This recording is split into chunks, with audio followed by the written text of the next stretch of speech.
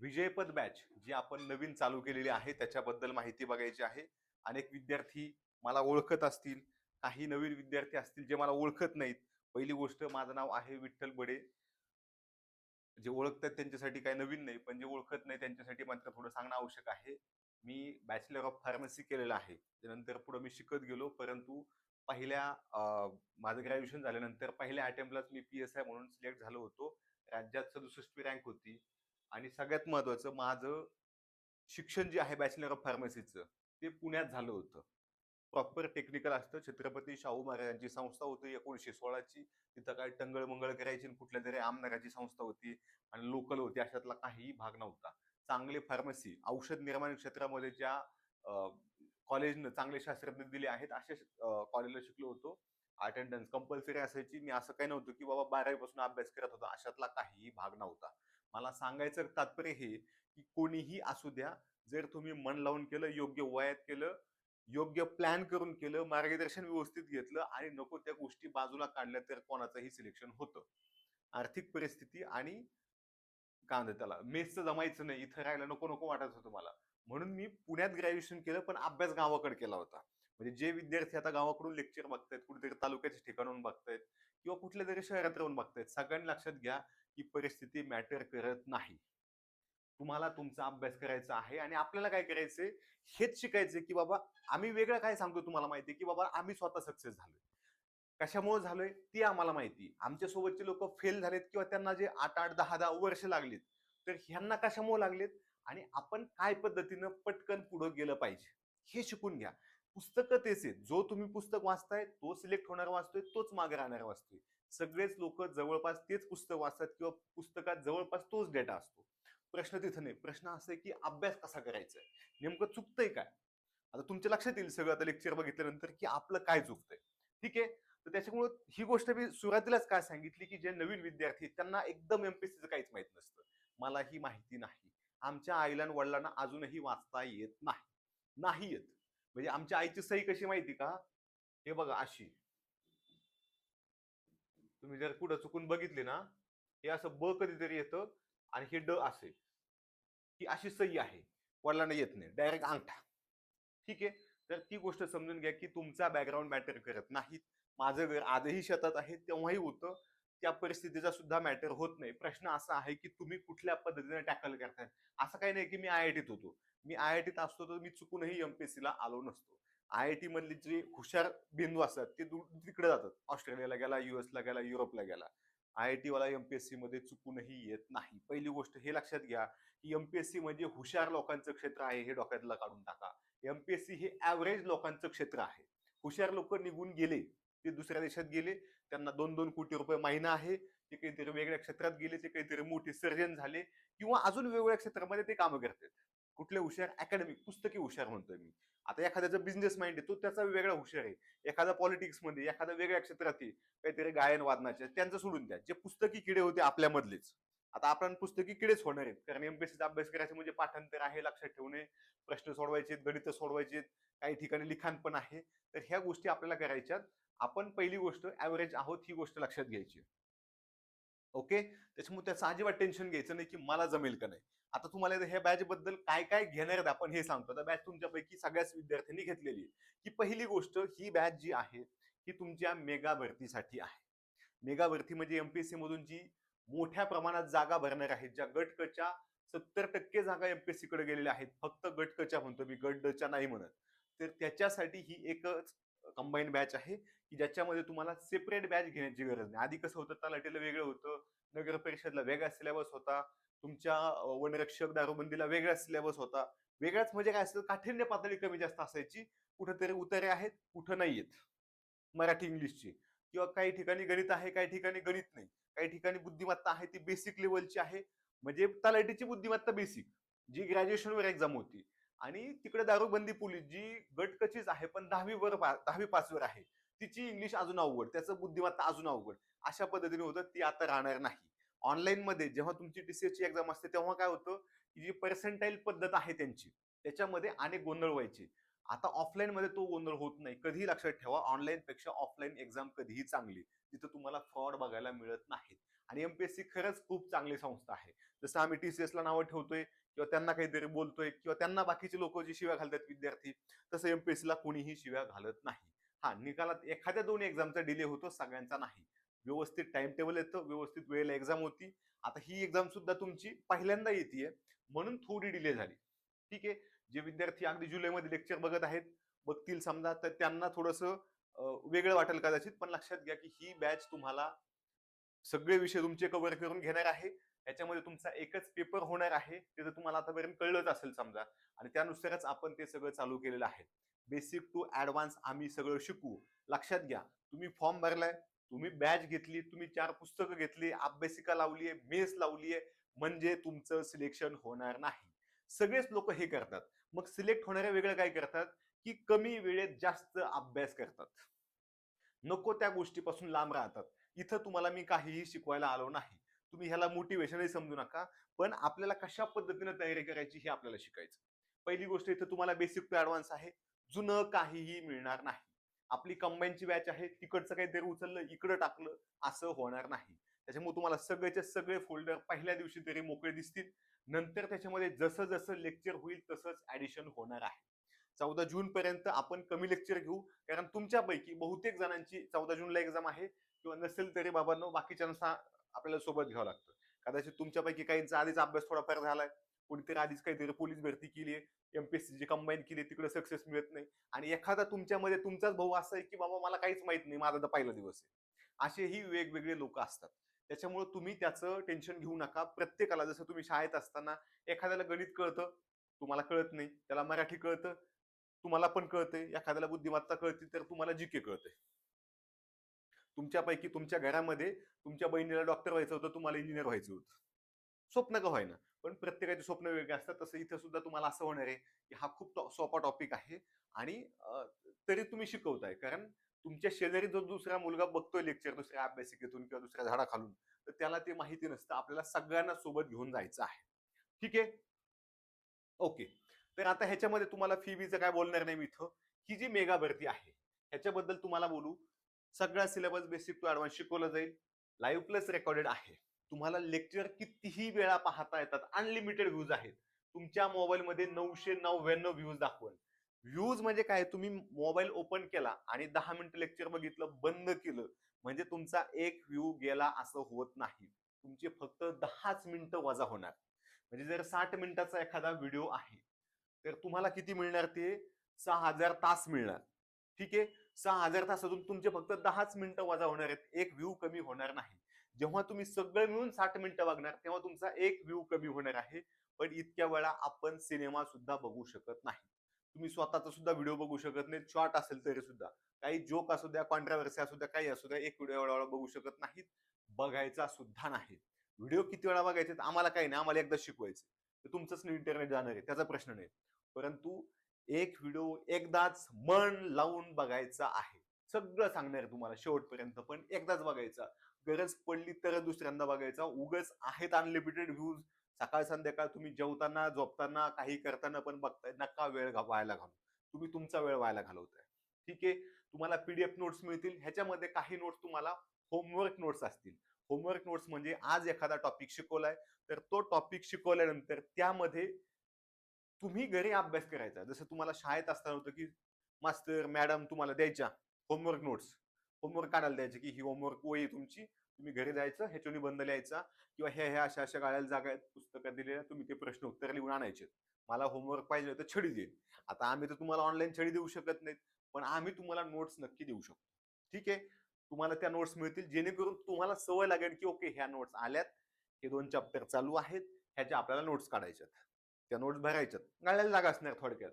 समजा आपण कुठलाही एखादा विषय घेतला, चला चालू घडामोडीचा आहे की बाबा आता XYZ मुंबईचे मुख्य न्यायाधीश झालेले आहेत, मग आम्ही काय करणार की मुंबई उच्च न्यायालय स्थापना तुम्ही लिहायची. ह्याच्यामुळे काय होणार की तुम्ही 4 पुस्तक हातात घेणार, मग तुम्ही लिहिणार तिथं की बाबा 1862 त्याची स्थापना झाली. मग मुख्यालय कुठं आहे, मुंबईला आहे. सध्या नेमकं नाव काय आहे, मुंबई जरी आपण म्हणत असलो तरी त्याचं नाव बॉम्बेच आहे. इथं सुद्धा बॉम्बेच लिहिलंय. कोणी म्हणतंय नाही नाही, मग तुम्ही महाराष्ट्रात विषयीत, तिथला बोर्ड बदला, मुंबईत जा, बोर्ड बदला. आपण विद्यार्थी आहोत, आपल्याला ही अस्मिता आणि जात धर्म ह्या सगळ्या गोष्टी बाजूला ठेवायच्या आहेत. एकतर आपल्याला सिलेक्शन करायचंय, नाही तर पॉलिटिक्स मध्ये जायचं. मग तुम्हाला जर कमेंट करत बसायचे असतील लोकांना, तिकडं बसा, वेळ व्हायला घालू नका, तुमचाही घालू नका आणि आई वडिलांचाही घालू नका. ठीक आहे. सराव टेस्ट तुम्हाला दर आठवड्याला मिळतील. त्याच्यासोबत तुम्हाला शिकवतानाच आम्ही प्रश्न विश्लेषण घेणार. म्हणजे एखादा टॉपिक शिकवलाय, चला मोदीजींनी सगळ्यात जास्त दिवस पंतप्रधान म्हणून काम केले भारताच्या इतिहासामध्ये, म्हणजे प्रमुख राहिलेले ते. तर मोदीजी विषयी शिकवत असताना आम्ही लगेच तिथे घेणार की बाबा मोदींचं काय आहे, आत्मचरित्र कोणतं आहे. अगदी ऑप्शन देणार, तुम्हाला सांगणार की ह्याच्या अजून काय प्रश्न येऊ शकतो, मोदीजींचा जन्मदिवस कोणता, जर त्याच्या वर्षी एक आपण काही दिनविशेष ठेवला असेल तर. समजा मोदीजींना कोणकोणते पुरस्कार मिळालेत, बाबा नोबेल मिळालाय, ऑस्कर मिळालाय, जे काय मिळालं ते कोणताच मिळालं नाही, यातला भारतरत्न नाही मिळाला, पण जे जे मिळालं ते आपण टाकू शकतो. म्हणजे तुमचा काय होईल, त्या घटकाचा अभ्यास होईल.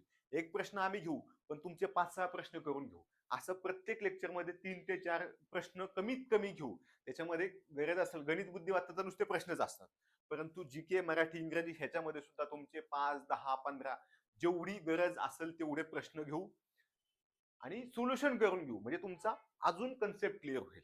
ठीक आहे. प्रश्न विश्लेषण असणार, कालावधी काय अडचण नाही. तुमची एक्झाम जर लांबली तर आपण तो कालावधी वाढवून देऊ, त्याचं टेन्शन घेऊ नका. ठीक आहे. हे झालंय, ही अर्धी टीम आहे.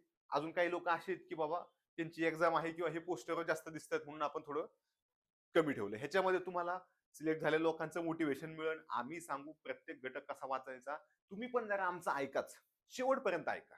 काय होतं, ऑनलाईन क्लासमध्ये लोक सुरुवातीला ऐकतात, नंतर थोडं विसरून जातात. असं करू नका.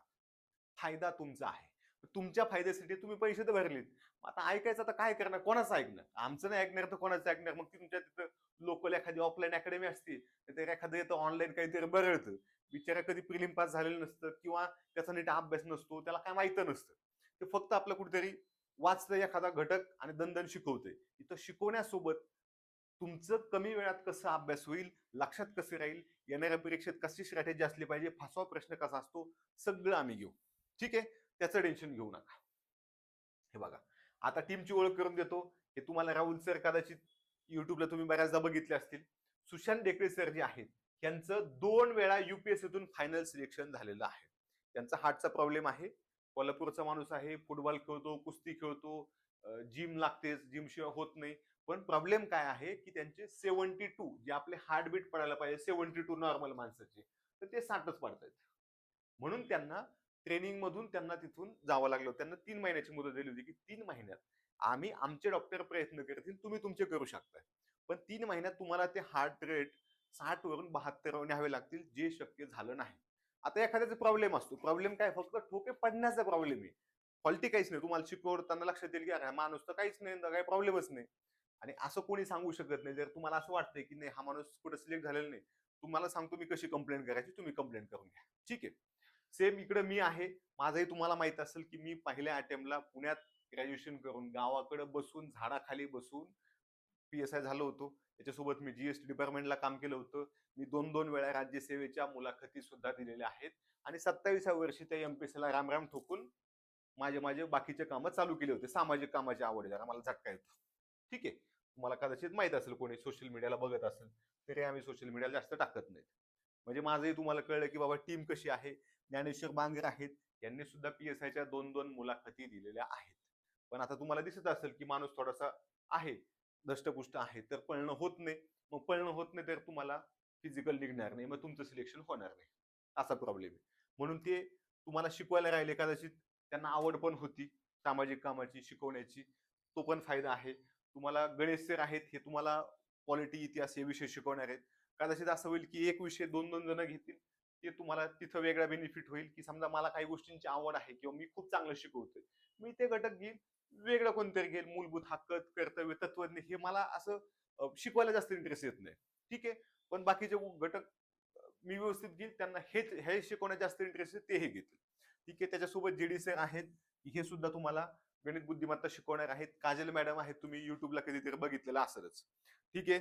तर तुम्हाला शिकवण्याबद्दल अजिबात टेन्शन घेऊ नका. तुम्ही फक्त तुमचा अभ्यास कसा करायचा, कसा वाढवायचा, ह्या गोष्टीकडे लक्ष द्या. तुम्हाला अडचण असेल तरी सुद्धा आम्ही तुम्हाला प्रत्येक गोष्ट सांगणार आहोत. आता अजून एक लक्षात घ्या की दर शनिवारी आपली टेस्ट असते. शनिवारी काय असतं, टेस्ट असते आणि त्यासोबत तुमचं चर्चासत्र असतं. एक तुम्हाला टेस्ट देणार,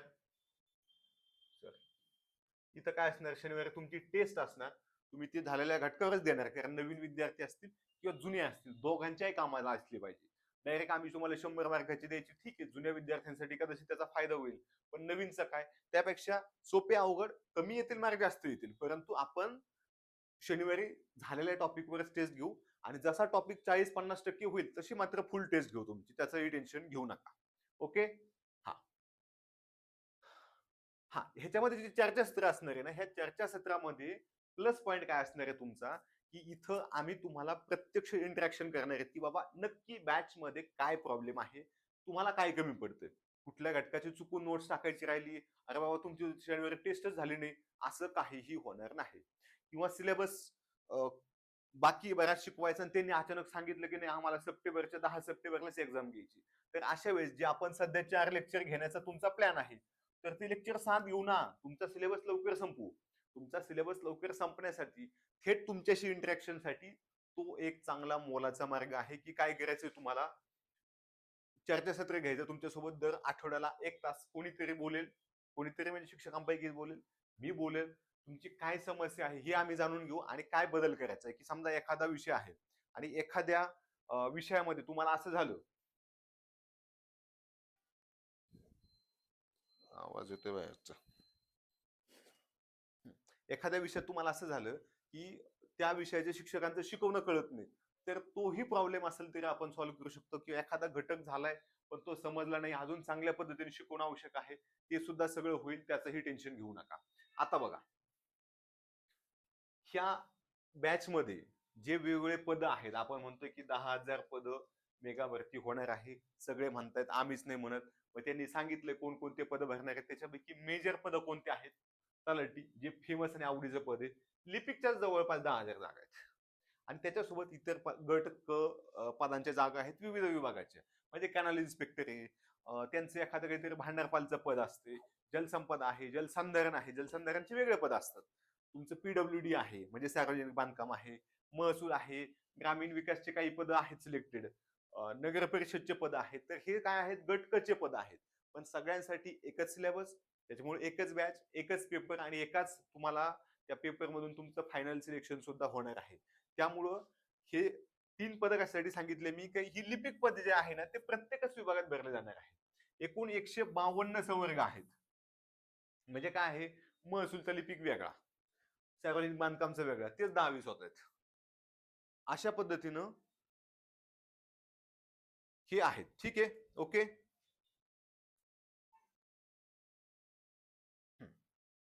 ठीक आहे, सगळ्या प्रश्नांची उत्तर मिळतील. एकदा हे समजून घ्या की आता आहे काय काय, शांत डोक्यानं समजून घ्यायचं, आणि लक्षात घ्यायचं की तुमच्या एक्झामच्या वेळी तुम्ही तुमचं काय करायचंय, की सॉरी, लेक्चरच्या वेळी, लेक्चर चालू असताना काय काळजी घ्यायची ते सुद्धा सांगतो, ते सुद्धा व्यवस्थित समजून घ्या. उगाच मास्तर शिकवतोय समोर आणि तुमचं चालू आहे खटखट खटखट टायपिंग, इतरांना डिस्टर्ब होतं, असं करू नका. जे तुमचे डाऊट आहेत सगळे क्लिअर होणार आहेत. तर हे असे पद आहेत, मोठ्या संख्येने असणार आहेत. नगर परिषद आहे, तुमचं उत्पादन शुल्क, काय म्हणतात त्याला, लिपिक पद सुद्धा इकडे आहेत. परिवहनचे आहेत, खूप खूप विभागाचे आहेत, मंत्रालयीन संवर्ग सुद्धा इकडेच येणार आहेत. तुमच्या अगदी मत्स्य किंवा पशुसंवर्धन, हे सगळे पद इकडे येणार आहेत. फक्त जे टेक्निकल पद आहेत त्यांचा मात्र सिलेबस थोडा वेगळा असणार आहे, जे आपण इकडे घेतोय आणि त्यांचं नावही घेत नाही. ठीक आहे, कॉमन सिलेबस वाले आपण घेणार आहेत. हा, आरटीओ साठी आपली गट क ची बॅच आहे, ज्याच्यामध्ये तुम्हाला फक्त प्रिलिमचं शिकवलं जातं, मेन्स साठी मात्र तुम्हाला वेगळा सिलेबस आहे, तो वेगळा अभ्यास करावा लागणार आहे. आता बघा, 10,000 प्लस जागा तर एक सिंगल ऍडला येणार आहेत, 100% येणार, उलट ह्या 15 येतील, पण त्याच्यापेक्षा कमी येणार नाही. प्रश्न असा आहे की जाहिराती येईल, भरती होतील, पण आपलं होईल की नाही, आपण होईल मध्ये जाऊ की नाही मध्ये, आणि हे तुम्ही ठरवत असता. तुम्ही ठरवताय की मी इकडे जाणार आहे की इकडं. लक्षात घ्यायचं, होईल मध्ये किती लोक असणार आहेत, शेवटी 5%, आणि इथं किती असणार आहेत, 95%. पण जर आपण अभ्यास करणाऱ्यांचा रेशो काढला तर 25% मन लावून अभ्यास करणारे सिलेक्ट होणार, आणि 75% फेल होणार, असं म्हणू शकतो आपण. 25 तर 30% करा, इकडे 75 तर 70च करा, परंतु जे लोक मन लावून अभ्यास करतात, हे आलं लक्षात, हे हौशे नवशे आहेत तिथं फॉर्म भरणारे, त्याच्यामुळे यांचा काय विषय नाही. हे उगाच फॉर्म भरला म्हणजे एक्झामला जात नाही, तर एक्झामला गेलेले पण उगाच चला जाऊन बघतो मी काय करतोय, काय होते, काहीतरी आहे पोलीस भरती करतोय किंवा काहीतरी सेंट्रलची एक्झाम देतोय, उगाच यायचं म्हणून येऊन बसला. ठीक आहे, एखाद्याचं वय झाले, तिकडे काहीतरी त्याचं शिक्षक म्हणून काम होईना किंवा अजून कुठेतरी 2-3 ठिकाणी वेटिंगला आहे, तर ते कुठेतरी प्रयत्न करते. किंवा एखादी मुलगी आहे, ती सासरचे खूपच मागं लागलेत किंवा बाई तुझं सिलेक्शन व्हायला पाहिजे, तू जॉईन व्हायला पाहिजे, म्हणजे आपले 4 पैसे इन्कम वाढेल. किंवा त्या मुलीला असतं की नाही माझी मैत्रीण क्लास 1 झाली, आता मला यायचंय म्हणून.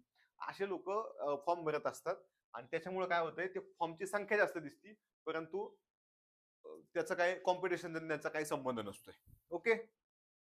आता बघा, सिलेबस जो आहे, तो सिलेबस आजच्या घडीला तरी तुम्हाला एवढे विषय आहेत: जीके, मराठी, इंग्रजी आणि गणित बुद्धिमत्ता कंबाईन मध्ये असणार आहे. कंबाईन म्हणजे त्याचे 25-25 प्रश्न असणार. जनरली हा 25-25चा पॅटर्न असणार. परंतु परंतु ह्याच्यामध्ये कदाचित जीकेचं वेटेज वाढवून ते कुठेतरी 40 केलं जाऊ शकतं, हे माहिती नाही. आता हे फक्त 15 जुलैपर्यंत, जूनपर्यंत येऊन जाणार आहे. त्याच्यामुळे काही झालं तरी विषय तर हेच राहणार आहेत. वेटेजेस फक्त झालं तर कमी जास्त होऊ शकतं. त्यामुळं आपल्याला अभ्यास करायचा आहे.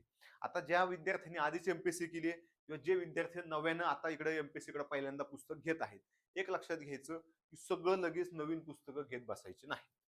जे प्रश्न आहेत एमपीएससीच्या इथून मागे आलेले, ते सरसकट सोडवायचे नाहीत. समजा तुमच्याकडे काहीतरी आहे, 21,000 आहे, लॉजिक बुस्टर आहे किंवा कोळंबे सरचं पुस्तक आहे, ज्याच्यामध्ये मागच्या 5-10 वर्षाचे प्रश्न आहेत, तर लक्षात घ्यायचं, जे मोठे मोठे प्रश्न आहेत ना, ते घेऊ नका. छोटे छोटे प्रश्न, त्यातही सोपे सोपे, ते एकदा वाचा, त्याला खून करा तुमच्या पुस्तकामध्ये असेल तर, की बाबा हा हे प्रश्न येतोय, हा सोपा आहे, हा लक्षात ठेवायचा आहे. अशा पद्धतीने प्रश्न येतात. कारण काय होतंय की तुम्हाला परीक्षेमध्ये जसे तिकडे राज्यसेवेला प्रश्न येत आहेत किंवा कंबाईनला येत आहेत, प्रीला, मेन्सला, तेवढे मोठे मोठे क्वेश्चन त्यातले असणार नाहीत. तर त्यातले सोपे सोपे क्वेश्चन मात्र तुम्हाला असणार आहेत. त्यामुळे काय करायचं, आपला आपला जो अभ्यास आहे तो व्यवस्थित चालू ठेवायचा. त्यानं काय होईल की तुमचा अभ्यास कंटिन्यू राहील. असं काहीच नाही की आता काय वाचू, अजून परीक्षेचं तुमचं योजना झाली नाही, परंतु योजना आली तर ती काय करणार आहेत, सरळ सेवेची एक्झाम आहे, जागा एवढ्या मोठ्या आहेत, विद्यार्थी एवढे मोठे असणार आहेत, आणि प्रॉब्लेम होण्यापेक्षा, आणि गरजच नाही ना, जर तुमचा डीवायएसपीचे प्रश्न तुम्हाला इकडे पोलीस भरतील टाकले तर कसं होणार आहे, नाही चालणार आहे. तसं इकडंच आहे की इकडे गटकची आहे, सरळ सेवेची एक्झाम आहे, त्यामुळे इथं तुम्हाला प्रश्नांची काठिण्य पातळी कमी दिसणार आहे. आम्ही सुद्धा उगाच तुम्हाला डुबवणार नाही, म्हणजे उगाच अवघड अवघड प्रश्न शिकवू, घेणं देण्याचं ताणून ताणून असं करणार नाही. जे तुमचा सिलेबस आहे तो तुमच्या सिलेबस तुमच्या काठिण्य पातळीनुसार व्यवस्थित शिकवला जाईल. ओके. ठीक आहे. आता एक्झाम कधी असणार, पात्रता काय? आता एक्झाम सध्या तरी सप्टेंबर एंडला किंवा ऑक्टोबरच्या कुठेतरी मध्ये असणार आहे. कारण जोपर्यंत हे कन्फर्म येत नाही, आता हे झालं जे त्यांच्याकडून, त्यांच्या आतल्या माणसांकडून कळतंय समजा, परंतु कदाचित हे मागं पुढे होईल, मागं होईल पुढे होईल, परंतु ऑक्टोबरच्या आसपास तुमची एक्झाम होणार आहे. योजना आल्यानंतर जास्त दिवस ते थांबणार नाहीत, कारण त्यांच्यावर प्रेशर आहे म्हणून ते थांबणार नाहीत. आता बघा, पात्रता काय ह्याला, तर साधारणपणे सगळ्यांना पदवी पात्रता आहे. म्हणजे आधी एखादी एक्झाम फक्त 12वी बेसवर असेल तर तिला सगळ्यांना आता ग्रॅज्युएशन लागणार आहे. त्यामुळे तुमचं ग्रॅज्युएशन कम्प्लीट असणं आवश्यक आहे. एखाद्या विद्यार्थ्याचं ग्रॅज्युएशन नसेल तरी तो एक्झाम देऊ शकेल, परंतु त्याचं अंतिम सिलेक्शन होऊ शकणार नाही. ठीक आहे. ही गोष्ट एक लक्षात ठेवायची की आपल्याला ग्रॅज्युएशन कम्प्लीट असं अशातला भाग नाही. तुम्ही फर्स्ट इयरला ऍडमिशन घेतले, सेकंड इयरला घेतले तरी सुद्धा चालते. अजून एक विषय असा आहे की टायपिंगचं काय, तर ज्या पदांसाठी टायपिंग आवश्यक आहे त्या पदांची स्किल टेस्ट आता होणार नाही. मग तुम्ही आता बरेच लोकांचं बघितलं असेल की आता टायपिंग सर्टिफिकेट काढून घेतात, इकडून तिकडून कुठून तरी मिळवतात, कसं मिळवतात माहित नाही, ओरिजिनलच मिळवतात, आणि कोणाला तरी बसवर डमी काय असेल ते, आणि त्याची आता स्किल टेस्ट होणार नाही. त्याच्यामुळे काय होणार, फक्त तुम्हाला टायपिंग सर्टिफिकेट जोडायचे, नंबर जोडायचा आहे, आणि तुमचं तुमचं अभ्यास असेल तर तुमचं सिलेक्शन होऊन जाणार आहे. त्याच्यामुळे आता टायपिंगला काहीही तितकंसं महत्व राहिलं नाही, फक्त सर्टिफिकेट मात्र महत्वाचं आहे. सर्टिफिकेट काय आहे, महत्वाचं आहे, ही सुद्धा गोष्ट लक्षात ठेवायची आहे. ओके. आता बघा, इथं तुम्हाला माहिती की तुमच्या सगळ्या लोकांमध्ये दोन टाईपचे लोक आहेत. एक आहेत अनुभवी विद्यार्थी आणि एक आहेत नवीन. आता अनुभवी विद्यार्थ्यांमध्ये आपण कसं पकडू, की ज्यांना आधी सरळ सेवा एक्झाम केलेली आहे, एमपीएससी केली, 2 वर्ष झालेत, परंतु त्याला काही कुठं मिळालं नाही काही, किंवा त्याचा तितका कॉन्फिडन्स वाढलाच नाही की हा आता मला मिळणारच आहे, परंतु तो कॉन्फिडन्स देण्याचं काम आम्ही करणार आहे. त्याच्यासोबत एखादा असा विद्यार्थी की काहीतरी पोलीस भरती करतोय, त्याचा थोडा थोडा अभ्यास झालाय किंवा एकदम फ्रेश आहे मुलगा मुलगी एखादी गृहिणी की बाबा लग्न झाले आता वेळ आहे तर मला घरचे देतात वर्ष 2 वर्ष पूर्ण वेळ करण्याची सवलत देत आहेत. तर अशा सुद्धा लोक आहेत. तर यांना आपण नवीन मध्ये पकडलंय की बाबांनो तुम्ही घाबरायचं नाही. काय होऊन होऊन काय होईल, ह्या वर्षी फेल होईल, पण अभ्यास चांगला झाला तर पुढच्या वर्षी 100% मिळेल. आणि जर आत्ताच केलं तर आत्ताच मिळेल. कारण खूप दिवस लागत नाही. पी-एस-आय होण्यासाठी मी सगळा मिळून पूर्व, मुख्य आणि त्याच्या आधीचा सगळा मिळून 10 महिने अभ्यास केला होता. आणि तुम्ही जर शांत डोक्यानं निकाल बघितले, तुमच्या लक्षात येईल एम-पी-एस-सी मधून सिलेक्ट होणारे अगदी 21 वर्षाचे, 22 वर्षाचे विद्यार्थी आहेत. अजून जर तुम्ही 12-20 वर्ष सरळ सेवा बघितल्या, कारण ग्रॅज्युएशन व्हायलाच तेवढा वेळ लागतो ना. 18 वर्षी तर कोणी बीडीओ होणार नाही. 18 वर्षी तर कोणी पी-एस-आय होणार नाही. कारण ग्रॅज्युएशनच होत नाही. 20व्या वर्षी तुमचं खूप लवकर केलं तर ग्रॅज्युएशन होऊ शकतं. त्यामुळे त्याचा विचार करायचा नाही. आपल्याला काय करायचं आता, की हे जे आहे, ह्याच्यामध्ये व्यवस्थित प्लॅन करून व्यवस्थित पुढे जायचंय. ओके?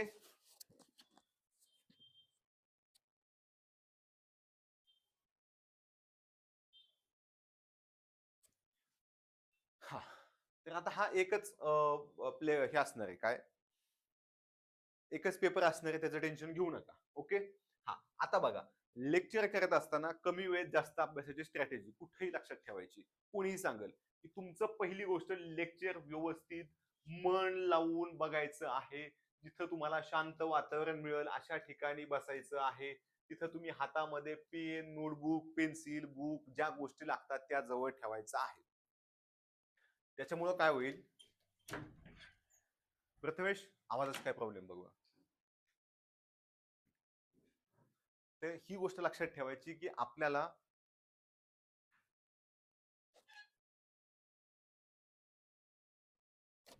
ठीक आहे, होऊन जाईल. आवाजाचा प्रॉब्लेम क्लिअर होऊन जाईल. ठीक आहे.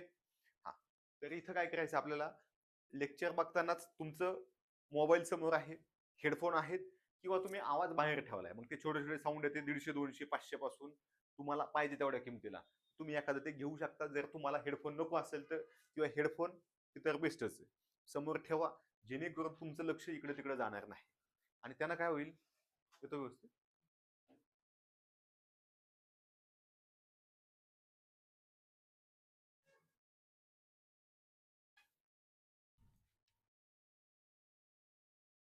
ठीक आहे. तर त्याचं टेन्शन घ्यायचं नाही. आपल्याला काय करायचंय, हे करताना व्यवस्थित करायचंय. जे शिकवत आहेत, आम्ही तुम्हाला बोर होऊ नये म्हणून काय करणार आहेत, मधून-मधून जोक सांगणार आहेत. काही एखादा आमचा आयुष्यात काही घडलेली घडामोड असेल, जी टॉपिकशी संबंधित आहे, ती सांगणार आहेत. प्रश्नाशी संबंधित काही आयोगानं घोळ घातला याच्या आधी किंवा त्याच्यामध्ये काही त्यांनी वेगळी काहीतरी ट्रिक दिली ते सांगणार आहेत. आता विज्ञानसारखा विषय तो अजून वेगळ्या पद्धतीने समजून सांगायचा असतो, की जेणेकरून तुमच्या सहज लक्षात राहील. ते सुद्धा शिकवणार आहोत. आणि त्यासाठी आपल्याला काय करायचंय, की लेक्चर बघताना मन लावून बघायचं. एका लेक्चरमध्ये आम्ही कमीत कमी 2-3 मिनिटं तुमचे घालवू.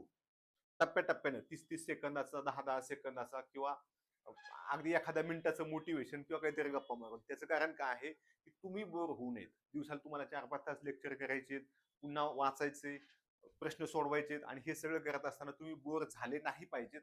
ह्याच्यासाठी आम्हाला काय जोक बिक, ते जोक सुद्धा आम्हाला लक्षात ठेवावं लागतात, कारण आम्ही काय जोक बिक मारत बसत नाही. ठीक आहे. तर हे सगळं तुम्हाला फक्त बोर होऊ नये म्हणून, जेणेकरून तुमचं कॉन्सन्ट्रेशन लक्षात राहते. आणि जेव्हा तुम्ही हे करताय, एखाद्या शाळेत असता, तुम्ही कॉलेजला असता, आणि एखादा एकदम शिक्षक येऊन सांगतोय असं, महात्मा गांधीजी यांचा जन्म 2 ऑक्टोबर 1869 रोजी अहमदाबाद येथे झाला. ठीक आहे. म्हणजे गुजरातमध्ये झाला असं सांगितले. तर ते असं थोडं बोरिंग वाटतं. त्याच्यापेक्षा आम्ही काय करतोय, तुम्हाला थोडंसं सिस्टमॅटिक, की जे नोटीवर तुम्ही गांधीजी बघताय ना, त्या गांधीजींचा जन्म 2 ऑक्टोबर 1869 रोजी झालेला आहे पोरबंदर येथे. मग अशा पद्धतीने तुम्हाला सांगितलं, की तुमच्या लक्षात राहतं, की बाबा हे असे वळण का घेते किंवा अशा पद्धतीने कॉमेडी का करते. ह्याचा उद्देश काय असतो, की तुमची एखादी गोष्ट जी अभ्यासाची आहे ती वेगळ्या पद्धतीने सहज सोप्या भाषेत लक्षात राहावी, हा त्याच्या मागचा उद्देश असतो, दुसरा काही नाही. तुमचा एखादा शिक्षक आठवून बघा, की जो शिक्षक तुम्हाला आवडायचा, त्या शिक्षकाकडे 2-3 गोष्टी असायच्या. ती म्हणजे नॉलेज असायचं आणि मुलांना 1 तासभर कसं खेळवत ठेवायचं, त्याच्यामध्ये जोक सांग, काहीतरी कोणाला तरी बोल, कॉमेडी कर, ह्या सगळ्या गोष्टी केल्या जायच्या. म्हणून ते शिक्षक तुम्हाला आवडायचे, म्हणून त्या विषयाचं तुमच्या लक्षात राहायचं. आणि तेच आपण इथं करणार आहोत, की तुम्हाला तो प्रत्येक घटक कळायला पाहिजे. आणि त्यासाठी वेगवेगळ्या पद्धतीनं अगदी फोटो व्यवस्थित टाकून, गरज पडली तर एखादा व्हिडिओ दाखवून आम्ही तुम्हाला त्या गोष्टी शिकवणार आहोत. ठीक आहे. मग आता हे लेक्चर झाल्यानंतर जो टॉपिक शिकवलाय त्या टॉपिकचे तुम्हाला PYQ बघायचे आहेत. ते आपण बॅचमध्ये पण घेणार आहेत इकडे लेक्चरमध्ये. परंतु तुम्हाला सुद्धा अजून काय प्रश्न आहेत का तुमच्या संदर्भ पुस्तकामध्ये ते बघायचे किंवा आपले पुस्तक येणार आहेत तेव्हा सुद्धा तुम्ही बघू शकता. नोट्स तुम्हाला दिल्या जातील. त्या नोट्समध्ये तुम्हाला फक्त गाळ्याला जागा भरायच्यात. उदाहरणार्थ मी गांधीजी सांगितलं, मग गांधीजी शिकवताना आम्ही काय करणार, महात्मा गांधी असं वर टाकणार, इथं टाकणार संपूर्ण नाव. मग तुम्ही लिहायचं मोहनदास करमचंद गांधी. जन्म तुम्हाला लिहायचं, जन्मस्थळ. तुम्ही तिथे कंसात एक्स्ट्रा माहिती स्वतः सुद्धा टाकू शकता. त्यानं काय होईल, की तुम्हाला अभ्यास करायचं एक येईल, की बाबा ह्या बाबांना जे शिकवलंय आज, या बाईनं जे शिकवलंय ते माझ्या लक्षात राहिले. आता माझं व्यवस्थित होतंय. मी 2 पावलं अजून पुढे जातोय. गाळ्याला जागा भरायला त्यानं काय होतंय, की तुम्हाला जी शाळेत सवय होती, ज्या शाळेत खूप चांगल्या सवय होत्या, ज्या आपण पाळल्या नाहीत, त्याचा इथं तुम्हाला फायदा होणार आहे. ठीक आहे. आता बघा, सराव टेस्ट आहे तुमची शनिवारी होणार आहे. त्याच्यासोबत आपण सराव क्वेश्चन सुद्धा तुमच्याकडून घेणार आहोत. आणि चर्चासत्र जे तुमचं वीकली असणार आहे, शनिवारीच असतं, कन्फर्म असतं. त्याचा सुद्धा तुम्हाला फिक्स टाइम करून दिला जाईल, ज्याच्यामध्ये तुम्ही बिनधास्त बोलायचं, की मला अभ्यास कसं करायचं सांग, माझा असा असा प्रॉब्लेम आहे, डॉक्युमेंटचा प्रॉब्लेम आहे. जे काय असेल ते आपण इथं बघणार आहोत. एखाद्या विषयाची अडचण असेल ती सुद्धा समजून घेणार आहोत. ठीक आहे. हे अशा पद्धतीने आपला बॅचचा प्लॅन असणार आहे. तुम्ही सुद्धा असाच करायचा आहे. इथून मागे तुम्ही असंच केला असतं तर अजून कदाचित 2 पावलं पुढे गेला असता. परंतु जे झालंय मागचं, चांगलं असेल वाईट असेल सगळं सोडून द्यायचं. इथून पुढे काय करता येईल आपल्याला चांगलं ते बघायचं. लेक्चर पाहताना काय करायचं बाबांनो, मोबाईलचे नोटिफिकेशन पहिले ऑफ करायचे. काय करायचं, नोटिफिकेशन ऑफ करायचे सगळे. लेक्चर पाहतानाच नाही, मुळात जनरली अभ्यास करणाऱ्या कोणत्याही व्यक्तीचं व्हॉट्सअपचं नोटिफिकेशन, टेलिग्रामचं नोटिफिकेशन, ऍपचं नोटिफिकेशन सगळे बंद असावेत. काहीच गरज नाही. अनावश्यक मित्रांना उगच फोन लावून वैतागू नका. त्यांचा फोन आला तर घेऊ नका. ते 4 वेळा फोन लावतोय, नंतर फोन सुद्धा लावत नाही. तुमचा जर एखादा मित्र खूप जीव असेल तर बाबांनो 1-2 एकर लिहून द्या, किंवा तुम्ही नोकरीला लागल्यानंतर सगळ्याचे सगळा पगार त्याला 100% देऊन टाका. म्हणजे आम्हालाही कळेल तुम्ही किती दानशूर आहात. पण वेळ मात्र देऊ नका. वेळ खूप महत्वाचा आहे. वेळ दिला तर तुमचं नुकसान होणार आहे, तुमच्या आई-वडिलांचं नुकसान होणार आहे. मग उगाच त्यांनाही त्रास, तुम्हालाही त्रास, वर्षानुवर्ष असेच जातील. मग गावातले लोक नावं ठेवतात. आणि हे होऊ द्यायचं नसेल, त्याला एकच उपाय आहे, तो म्हणजे नको त्या गोष्टीपासून लांब राहायचं. ठीक आहे. लेक्चर बघताना शांत ठिकाण निवडा. नाहीतर तुम्ही घरात बसला, एखादी मुलगी आहे, तिच्या बहिणीला बाळ झाले, ती येते सारखं मोबाईल हाताला हिसकावते. एखादा मुलगा आहे, त्याचा कोणीतरी भावाचा, बहिणीचा मुलगा आहे, शेजारचं कोणतरी येते, म्हाताऱ्यांचा धिंगाणा चाललाय, कोणतरी शेजारी मालिका बघतोय. अशा ठिकाणी अभ्यास करू नका, लेक्चर करू नका, काहीही होणार नाही. तुम्ही काय केलं पाहिजे, त्यासाठी शांत ठिकाण निवडा.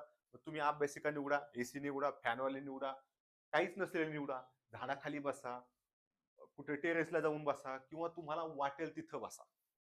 पण ठिकाण शांतच असलं पाहिजे. तुमचं कॉन्सन्ट्रेशन झालंच पाहिजे. गोष्ट छोटी आहे पण डोंगरा एवढी. छोटी छोटी मगर मोठी बात कळलं का?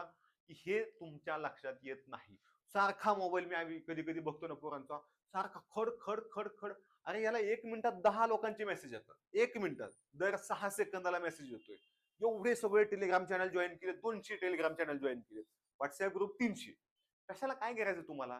तुमच्या जातीचा, तुमच्या वस्तीवरचा, तुमच्या भावकीचा, आईकडच्या नात्यांचा, वडिलाकडच्या नात्यांचा एवढ्या ग्रुपची काहीही गरज नाही.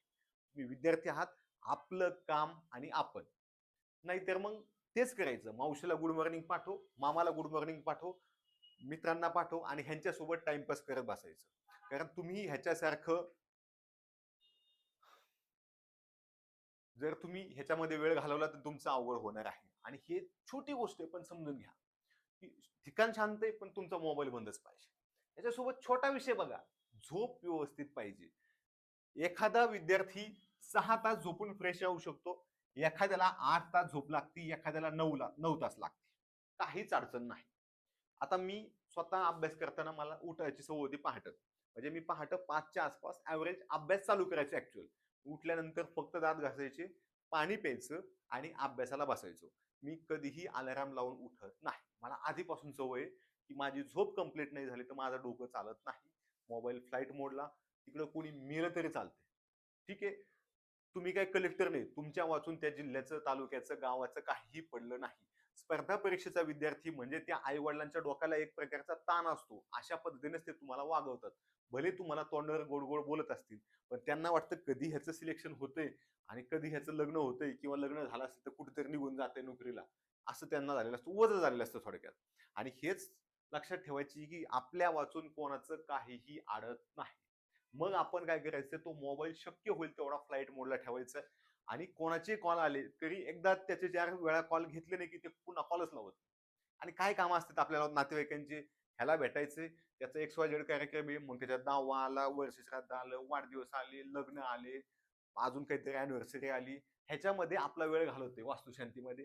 कशाला जायचं वास्तुशांतीला कुठं? आपला आपला अभ्यास करायचा, आपलं काम आणि आपण नंतर त्याला बोलू आपण आपल्या ओपनिंगला. ठीक आहे. कुठं जायचं नाही. कोणत्याही नातेवाईकांनी त्यांच्या भावाच्या आणि त्यांच्या बहिणीच्या ह्याला तुमच्या अजून काय अडलं नाही. तुम्ही जरी मेलात ना आज तरी कोणाचंही लग्न अडणार नाही. मग कशाला जायचं? आलं लक्षात? आपलं आपलं बघायचं, थोडं स्वार्थी व्हा. काही दिवसांसाठी तरी स्वार्थी व्हा, की बाबा तुम्ही झोप प्रॉपर घ्या. 9 तास झोपणारा नालायक नसतो. पण जर तुम्ही 6 तास झोपलाय आणि 3 तास तुम्ही मोबाईल खेळताय किंवा गप्पा मारल्यात, तर तुम्ही महामूर्ख आहात. त्याच्यापेक्षा 9 तास झोपा. झोप कधीही चांगली. जेवढं जास्त झोपाल, तेवढा तुमचा मेंदू ऍक्टिव्ह राहील, चांगला राहील. परंतु मोबाईलचा वापर कमी करा. रील्स बघणं कमी करा. गरज नसेल तर Instagram बंद करा. आम्हाला थोडे व्ह्यूज कमी येतील, लाईक कमी येतील. आमचा विचार करू नका. कारण तुम्हाला स्वार्थी व्हायचंय. मग स्वार्थी होताना आमचा विचार करायचा नाही. आई, वडील, नातेवाईक, भाऊ, बहीण, शेजारी, भावकी सगळ्यांना नमस्कार. भाई मला इथं सिलेक्ट होऊ द्या, मग बघू आपण. कारण जर तुमचा भाऊ, तुमची बहीण सिलेक्ट झाली, तर तुम्हाला ते काही महिने, काही वर्ष 5-5, 10-10 हजार महिन्याला देतील. लग्न आलं, दिवाळी आली, काही दसरा आला तर तुम्हाला काहीतरी कपडे घालतील. ह्याच्या पलीकडे कोणीही काहीही देत नाही आणि कोणीही काही देऊ नये. आलं का लक्षात? तुमचं तुम्हाला करायचंय. छोटा विषय, परंतु लक्षात घ्या की तुमचा जो जवळचा मित्र आहे तो क्लास 1 झाला आणि तुम्ही घरी बसले, तो तुम्हाला नक्की काय देणार आहे? काहीही देणार नाही. तुम्ही फक्त सोबत फोटो काढणार, मधून-मधून जेवायला जाणार, तो तुमच्या एखाद्या लग्नात येणार, नाचणार थोडाफार, ह्याच्या पलीकडे तो काही करणार नाही. जेवू घालन एकदा, ढाब्यावर घालन, एकदा स्वतःच्या घरी घालन, संपलं. तुमचे प्रश्न तुम्हालाच सोडवायचे आणि तुम्हाला प्रश्न सोडवायचे तर तुम्ही ह्या गोष्टी शिकायच्यात की बाबा मला 6 तास झोपून जमत नाही, मला प्रॉपर स्वतःला 8 तास झोप लागायची, तरी मी कमी झोपतो. दुपारी एवढा तास झोप लागते, संध्याकाळी एवढा तास झोप लागते. त्याच्याशिवाय जर मेंदू चांगला चालत नसेल, तुम्ही जर झोपेला त्रास देताय आणि इकडे नको तिकडे वेळ घालवताय, गप्पा मारल्यानं त्याच गप्पा तुम्हाला अभ्यासाला आठवतात की तो मला असं म्हणला, मग मी इम्प्रेशन टाकण्यासाठी काय सांगू, मग बोलता बोलता तुम्ही 2 गोष्टी खोट्या बोलता, खोटं लपवण्यासाठी तुम्ही अजून 4 खोटं बोलता आणि ही सायकल चालू होते अणुबॉम्बसारखी. आलं लक्षात? समजा तुम्ही सांगितलं कोणाला तरी, हॅलो, हा मला ना 60 स्कोर आलाय माझा, ह्यावेळेस मी बसल मुख्यला. मग आता हे तुम्हाला माहिती की तुमचा स्कोर आलाय 40, तुम्ही सांगितलंय 60. मग आता हा फायनल की मध्ये किती होणार? मग तुमची ती तयारी, आता मी ह्यावेळेस काय खोटं बोलू, की माझे गोल मोजण्यात चुकले सांगू का अजून काहीतरी सांगू. म्हणजे तुम्ही काय करताय, एक खोटं लपवण्यासाठी 4 खोटं बोलून बसताय आणि त्याचा प्रेशर मेंदूवर येतो, सिस्टीमवर येतो. कारण ते सतत लक्षात ठेवायचंय की माझा स्कोअर 40-45 असताना मी 60 सांगितलाय, तर ते ओझं असतं डोक्यावर. जर अचानक मी बोलून गेलो 45 तर कसं होईल, माझा भांडाफोड होईल, सगळ्यांना माहित होईल. हा प्रेशर असतोय. म्हणून काय करायचं, कोणाच्या नादी लागायचं नाही. तू हाय ना मोठा, तिकडेच राहा आणि एखाद्याला नाही सुधारायचं ना, कोणालाही सुधरत बसू नका. कोणत्याही धर्म, जात आणि कोणतं तरी आरक्षण किंवा गावातलं कोणतरी पॅनल आहे, आता काही इलेक्शन येतील जातील, कोणाची तरी मुलगी पळून गेली, जाऊ द्या. तू करतो का लग्न? नाही. किंवा एखादी मुलगी बाबा तिला कोणातरी सोबत लग्न करायचं, त्याचं झालं, होऊ दे तिकडे, जाळ होऊ दे. आपल्या हातात जे आहे ते आपलं आपण करायचं. कोणा वाचूनही कोणाचं काहीही अडत नाही. तुम्ही गेल्यानं तुमचे आई वडील तुमच्या सोबत येणार नाही. एखाद्याचं लग्न झालं असेल, तुम्ही असं समजा की स्वतः तुम्ही टपकली, तर तुमचा नवरा किंवा तुमची बायको काय तुमच्या सोबत सती जाणार नाही. कोणाचंही अडत नाही. कोणीही, तुम्ही आज मेलात ना, तर तुमची आई वडील फक्त आजच्या दिवस उपाशी राहतील, उद्या दुपारी दणकावून खातील. ही गोष्ट लक्षात ठेवायची. त्याच्यामुळं आपल्याला ही छोटी गोष्ट आहे की बाबा आपले 2 कष्ट आत्ता करू, 6 महिने, 8 महिने जे काय मिळतील ते मन लावून करू. मन लावलं की आपलं सिलेक्शन होईल. आपले आयुष्य आपण व्यवस्थित जगू, सुखानं शांततेने जगू. उद्या तुम्हाला आमच्यासारखं काही सुचलं सिलेक्शन झाल्यावर नोकरी करताना की नाही बाबा हे नाही, हे करायचं मला, तुम्ही करू शकता. तुम्हाला कोणी सांगितलं नाही की तलाठी झाल्यावर तलाठीच राहिलं पाहिजे. तुम्ही पॉलिटिक्स मध्ये जाऊ शकता. आपल्याकडे 1-2 आमदार आहेत, पोलीस कॉन्स्टेबल होते. शिपाईचे आमदार झालेले आहेत सध्याच ऑन ड्युटीत. विधानसभेत तुम्ही बघा की कोण कोण आमदार आहेत, आधी कॉन्स्टेबल होते. कॉन्स्टेबलचे पण तिकडे जातात. सुशील कुमार शिंदे चपरासी होते हायकोर्टात, आपल्या सॉरी जिल्हा न्यायालयात. नंतर ते अभ्यास करून पीएसआय झाली. म्हणजे पीएसआय माणूस देशाचा गृहमंत्री होतोय, ही गोष्ट लक्षात घ्या. मुरलीधर मोहोळ पीएसआय करत होते, झाले नाहीत, इथं पेठेतच अभ्यास करत होते. पैलवान करायला गेले, ते पैलवान नाही झाले, पण झाले केंद्रात मंत्री, त्याचं काय नसतं. त्या पुढच्या गोष्टी पुढे सोडून द्या. आता आपल्याकडे काय आहे की आपण ठरवले की मला ही एक्झाम द्यायची, आता सध्या फुल फोकसने द्यायची. सिलेक्शन झालं, जॉईन करायचं. जॉईनिंग नंतर तुम्ही तुमचा निर्णय घेऊ शकता. नाही झालं तर पुन्हा एकदा तयारी करायची की सोडून द्यायचं, तो पण निर्णय तुम्ही घ्यायचा. पण करायचं तर मन लावून, नाही तर नाही. ठीक आहे. हा, हे झालं. तुम्ही अभ्यासाला बसताना जवळ पेन ठेवा, नोटबुक ठेवा, बुक ठेवा. शांतता ठेवायचीच आहे आपल्याला, जेणेकरून तुमचा फोकस तिकडे राहील. तुम्हाला काय वाटलं की बाबा ह्या मास्तरनं ह्या बाईने असं सांगितलं, लिहून घेतले 2 शब्द लिहून घेतल्यामुळे तुमचा फोकस तिकडे राहतो. काय सांगतोय ओके. नाहीतर तुम्ही जर नुसतं असं लेक्चर लावले आणि बघतात नुसतं बातम्या लावल्यासारखं किंवा मालिका चालू आहे, काहीही अर्थ नाही. एखाद्याने जोक सांगितला, तो जोक तुमच्या फायद्यासाठी सांगितलेला आहे. आम्ही काही जोकर नाही. आलं का लक्षात? तुमच्या फायद्यासाठी सांगितलंय किंवा आम्ही तुम्हाला शिव्या घालण्यासाठी इथं आलेलो नाही. परंतु तुम्हाला मधून मधून वेगळ्या भाषेत मोटिवेशन देणं, वेगळ्या भाषेत सांगणं, हे तुमच्या फायद्याचं असतं. तुमच्या शिक्षकांनी सुद्धा आधी हेच केलेलं आहे की तुम्हाला 2 फटके दिलेत, तुम्हाला कुठेतरी शाळेच्या बाहेर काढले, तुमच्या आईवडिलांनी पण तुम्हाला 2 फटके दिलेले आहेत, चांगलं पण म्हणले, तुमच्यासाठी टाळ्या वाजवल्यात, आणि तेच आम्ही इथून ऑनलाईन करतोय थोडक्यात. ओके. टेन्शन घ्यायचं नाही. सिलेक्शन होतंय, पण मन लावून केलं तर. लक्षात घ्या बघा, मी काय काय काय लय भारी नव्हतो, आणि भारी असतो तर मी सांगितलं आधीच, मी IIT-ला एम्सला गेलो असतो. झालं नाही. सरळ सरळ आपली गप फार्मसी केली, फार्मसी झाली, अभ्यासाला लागलोय. अभ्यासाला लागल्यानंतर 4 महिन्यात पूर्व परीक्षा होती, ती झाली.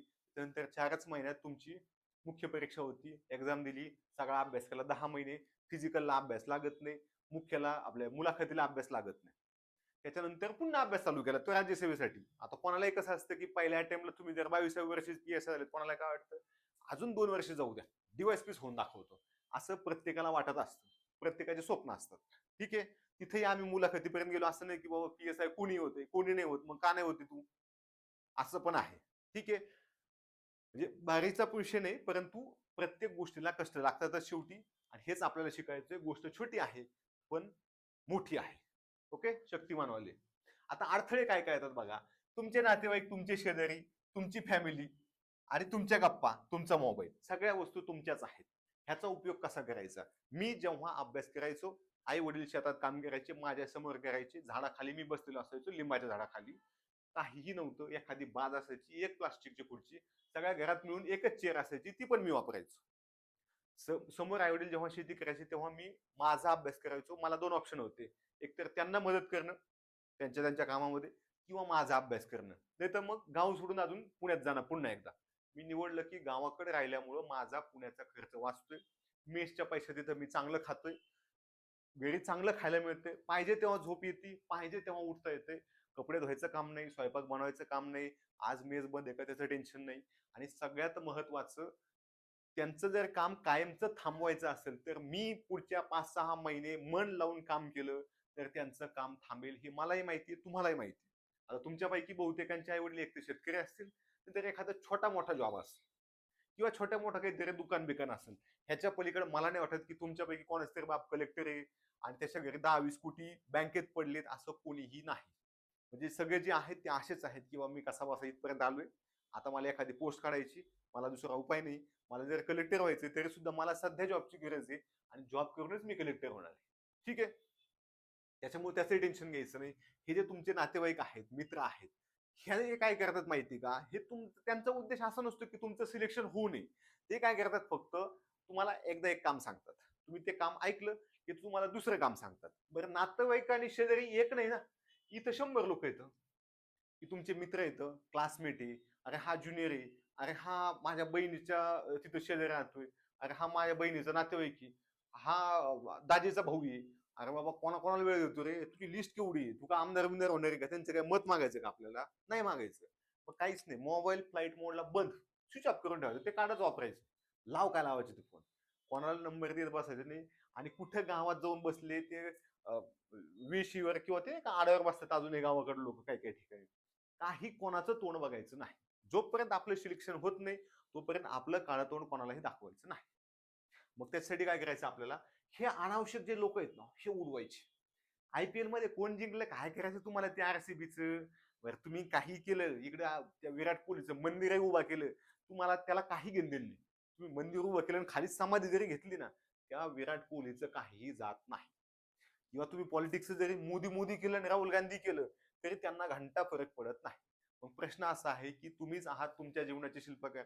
तुम्ही तुमचं ठरवायचं आपल्याला काय करायचं. त्याचा मंदिर बांधून फायदा नाही, त्याच्याविषयी चांगलं बोलून फायदा नाही, वाईट बोलून फायदा नाही. तुम्ही मोदीला किती शिव्या घातल्यात ते काही राजीनामा देणार नाहीत, आणि तुम्ही किती चांगले म्हणले तरी ते काय त्या पदावरून सोडत नाहीत. त्यांना वाटण तेव्हा सोडणार आहेत. त्यांचं जे पुढचं आयुष्य ते जसं ठरलेलं आहे. म्हणजे तुम्ही बोलून आणि नाही बोलून काहीही घंटा फरक पडत नाही. जसं इथून तुम्ही ट्रम्पला शिव्या घातल्या काय त्याचं काय पद जाणार आहे का, नाही जाणार. आणि नाही घातल्या काय काय होणार नाही. शेवटी तुम्ही काय करू शकता, लय झालं तर इंडियन पॉलिटिक्स मध्ये एक मत देऊ शकता. जाऊ दे ना, आपलं बोलून न बोलून काही फायदाच नाही. म्हणलं बोलायचं तरी कशाला, कशाला उगी एनर्जी व्हायला घालवायची. कारण तुमचे काय होतात, दोन मित्र बसतात. मग एक असतो राहुल गांधीचा फॅन, एक असतो मोदीजींचा फॅन. बरं तुम्ही फॅनच आहेत, एसी नाही फॅनच आहेत, नावातच आहे. मग ह्या फॅन मध्ये हे फक्त इथंच भांडत बसतात. हे भांडणं झाल्यावर हे जेव्हा अभ्यासाला बसतात तेव्हा हे हे शोधत असतात, आईला काय सर्च करू युट्यूबला, मोदीजींना शिव्या घालायचं मला कसं केलं पाहिजे. कशाला तुम्ही शिव्या घातल्या काय, तुम्ही एकमेकांचे खून केले काय. मोदीजी तुम्हाला श्रद्धांजली सुद्धा वाहणार नाही. बाकी सोडा, चौकशी तेच सोडा की तुमच्या बाजूने काहीतरी निकाल लागला पाहिजे किंवा मोदी भक्त होता आणि त्याचा खून झाला. अजिबात मोदीजींना काय पडलेलं नाही. आलं लक्षात. तुमच्या समोर एवढे मोठे अजितदादा पवार गेले, कोणीही काहीही केलं नाही. गुन्हा सुद्धा लवकर दाखल व्हायना, तुमची कुठेही अगरबत्ती लावण्याचा विषय नाही. आलं लक्षात. तर आपल्याला काय करायचंय, ह्या गोष्टी कमी करायच्या. तुम्ही गप्पा मारल्या कुठल्याही गावातल्या पॉलिटिक्सवर मारा, देशाच्या नाही तर ट्रम्पला शिव्या घाला, त्या गप्पा कामाला येत नाहीत. पण कामात अडथळा कशा आणतात, तुम्ही अभ्यासाला बसता आणि मग तुम्हाला लोकसत्ताचा संपादकीय दिसतो, काय तिकडे युद्ध चालू आहे, इराण इराक युद्ध, अणुबॉम्ब. मग तुम्ही टीव्ही लावला, मग टीव्ही नाही भारतवर्ष लगेच तिसरं महायुद्ध चालू, तुम्ही बघू शकता महायुद्ध चालू. मग ह्यानं आपला मेंदू इरिटेट होतो. ज्या गोष्टी तुम्ही बोलताय तो सगळं तुमचा फोन ऐकतो आणि तुमचा फोन तुम्हाला तेच दाखवतो. तुम्ही वेब सिरीज बघा, त्या वेब सिरीज बद्दल तुम्ही 4 वेळा बोलले की तुम्हाला ऑटोमॅटिक ते शॉर्ट्स यायला लागतात इंस्टाग्रामला, युट्यूबला, जे काय असेल ते. त्यानं तुमचा मेंदू बधीर होतो. कोणते तरी 4 सोडून 5 टेलिग्राम चॅनल जॉईन करा, बाकीचे सगळे सोडून द्या. एक विषय. दुसरा विषय, व्हॉट्सअप ग्रुप जे 2-3 कामाचे आहेत ते जॉईन करा, बाकीचे काहीही गरज नाही. तुम्ही लेफ्ट झालात ना आयुष्यातून, ह्या पृथ्वीवर तुम्ही मेलात, तुम्हाला जाळले पुरले काय असेल ते, तरीही काही फरक पडत नाही. त्याच्यामुळे तुम्ही व्हॉट्सअप ग्रुप लेफ्ट केला काय, तुम्ही स्वतः लेफ्ट झाले काय फरकच पडत नाही. कारण तुम्ही स्वतःसाठी करत असताय आणि स्वतःसाठीच केलं पाहिजे, कोणीही इतरांसाठी करत नाही. तुम्हाला जे वाटतं ना आई वडील माझ्यासाठी करतात, आई वडिलांचा सुद्धा त्याच्या मागे स्वार्थ आहे की माझा मुलगा माझी मुलगी नोकरीला लागल, मुलगी असेल तर माझा हुंडा द्यायचा प्रश्न वाचेल, उद्या ती नोकरी लागली तर मला कधीतरी चांगले कपडे मिळतील, कधीतरी इकडे तिकडे फिरवण, किंवा तिचा लग्नाचा खर्च कमी होईल, तिला पण चांगलं स्थळ येईल. हे असे त्यांचे छोटे छोटे उद्देश असतात. परंतु ह्याच्या मागे त्यांचा सुद्धा स्वार्थ असतो की मला काहीतरी मिळेल, माझा मुलगा नोकरी लागल्यावर मला कमीत कमी म्हातारपणाला दवाखान्याचा खर्च वाचेल, मला तो 4 गोष्टी सांभाळेल, लक्ष देईल, मला काही अडचण आली तर तो उभा राहील, मला म्हातारपणाला तो उचलून काठीनं काहीतरी चालवेल, नाही का. असे सुद्धा त्यांचे त्याच्या मागे स्वार्थ असतात की माझा मुलगा नोकरीला लागल्यामुळे मला काय फायदा होणार आहे. ठीक आहे, आणि ते असावेत, प्रत्येकाचे असतात. प्रत्येक नात्यात स्वार्थ असतो आणि तो असलाच पाहिजे. ठीक आहे.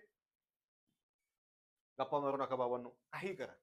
आई असेल वडील असेल, 2 मिनिटं बोला, गरज असेल 15-20 मिनिटं बोला, पण नको त्या विषयावर. आणि त्यातल्या जिथं वाद होऊ शकतात, भावकीसोबत वाद येत ना, त्यांना सांगायचं बघा तुमचा वाद इकडे आहे ना, ओके, नंतर मोजून घेऊ आपण, आपलं सिलेक्शन झालं का, पैसा आला का, आपण ते मोजणाऱ्यांना बोलू, महसूलचे लोक ते तुमचे कशाचे असतात मोजा भरणारे, त्यांना आपण सगळ्यांना बोलून घेऊ, ते सगळं व्यवस्थित होईल. सध्या फोकस फुली अभ्यास आहे का अभ्यास. तुम्ही आठवून बघा मागच्या 8 दिवसात तुम्ही ह्या लोकवर सगळ्यात जास्त वेळ व्हायला घालवलाय, ह्या गोष्टीवर. मोबाईल अनावश्यक किती वेळा बघितला, स्क्रीन टाइम बघा तुमचा, नसेल ते ऍप घ्या स्क्रीन टाइम मोजायचं, की कुठं किती वेळ व्हायला घालवलाय, किती लोकांसोबत किती तास गप्पा मारल्या, सकाळपासून आठवून बघा तुम्ही किती, खरंच मी किती तास गप्पा मारले बरं, त्यातून मला काहीच निघालं नाही, अशा किती गप्पा आहेत. गप्पा मधून काहीही निघत नाही. ठीक आहे. पण अभ्यासाला मात्र अडथळा येतो. तुम्ही अभ्यासाला बसले की तुम्हाला ते आठवणार म्हणजे आठवणार.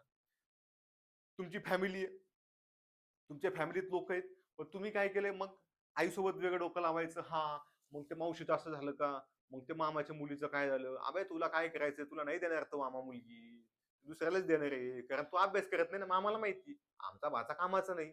मग ते मामा काय म्हणते की बाबा तुला देणार तर नाही मी. मग तुम्ही बसल्या बसल्या टिंगल्या उडवायच्या कोणाच्या तरी नातेवाईकाच्या, हे चांगलंच नाही, ही चांगलीच आहे, ही लईच चांगली आहे. मग ती आज चांगली उद्या वाईट होती, आज वाईट वाटली उद्या चांगली होती. हे असं चालूच असतं सर्कल.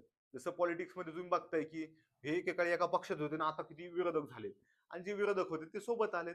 तसंच असतं आपल्या समाजामध्ये. आता तुमचं वय कमी आहे, कदाचित तुम्हाला ते भविष्यात जाणवेल की ज्या नातेवाईकाचं ना आपलं जमत नव्हतं, आता तर आपण सोबत आहेत.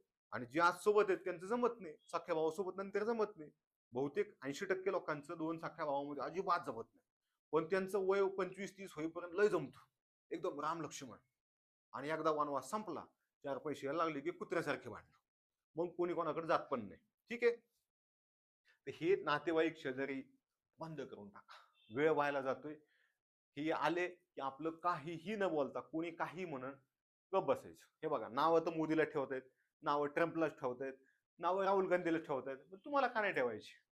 उलट तुम्हाला कमी लोक नावं ठेवणार आहे. जेवढे नावं लोक जास्त ठेवतील याचा अर्थ तुम्ही तेवढे मोठे झालेले आहात. म्हणून यांना मोकळ्या मनात नावं ठेवू द्या, काही फरक पडत नाही. लोक रामाला नावं ठेवतात, आलं का लक्षात? मग ते समजून घ्यायचं तुम्ही. पैगंबराला ठेवतात, गौतम बुद्धाला ठेवतात, आंबेडकरांना ठेवतात, गांधीला म्हणतात काहीतरी, यानं भारताचं वाटोळं केलं. यांना घंटा इतिहास माहित नाही, परंतु त्यांचा त्यांचा प्रश्न असेल. आपलं काय करायचं, आपल्याला वाचायचं. तुम्ही गांधीजींचे विरोधक असाल तर त्याला गांधीजींना डोकं बसून घेतलेलं असेल. आपल्याला जो इतिहास आहे तेवढाच वाचायचा आहे, गांधीजीवर पीएचडी करायची नाही. ठीक आहे, अशा पद्धतीने आहे. आता तुमचे काही डाऊट असतील तर सांगा. एक जणांनी विचारले की बाबा जॉब करून होईल का? जॉब करून होतो, परंतु सगळ्यांनीच वेळ वायाला घालवायचा नाही. वेळ मिळाला की वाचायचे. त्याच्यातून तुम्हाला मधून मधून बोर होणार आहे, खूप बोर होणार आहे, की असं वाटतं उगाच लावलं राव, नाही का, उगाच फॉर्म भरायचा आणि लगेच मी इकडे आलो स्पर्धा परीक्षेमध्ये, असं तुमचं होणार आहे. अशा वेळेस प्रश्न सोडवायचे. प्रश्न सोडवा, टॉपिक नुसार सोडवा किंवा पीवायक्यू सोडवा. 40 स्कोअर येऊ द्या 100 पैकी, 30 येऊ द्या, 80 येऊ द्या, एखाद्या पेपरला काही फरक पडत नाही. कोणाला किती पडले ह्याचा विचार अजिबात करू नका. ओके, आपला आपला जे आहे ते व्यवस्थित करायचंय. आता ह्या बॅच मध्ये तुम्हाला ओल्ड तलाठी बॅच म्हणून एक फोल्डर उपलब्ध होईल.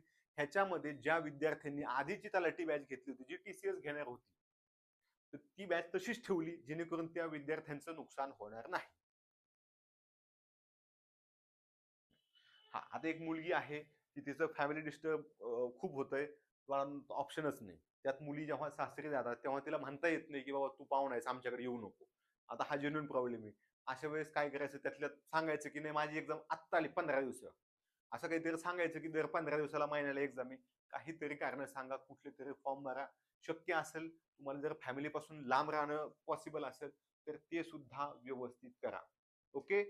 हा, स्कोअर कमी आला किंवा जास्त आला टेन्शन घेऊ नका. शेवटी आम्हाला कधीतरी 25-30 स्कोअर यायचा, आम्ही कुठेतरी त्या कंबाईला 70-72 पर्यंत पोहोचलो. आणि सगळ्यात महत्वाचं स्कोअर तुमचा तसाच ऑनलाईन राहतो. मी इकडे 72 म्हणलो तिकडे मला 42 पडलेत, चालत नाही, लगेच कळत.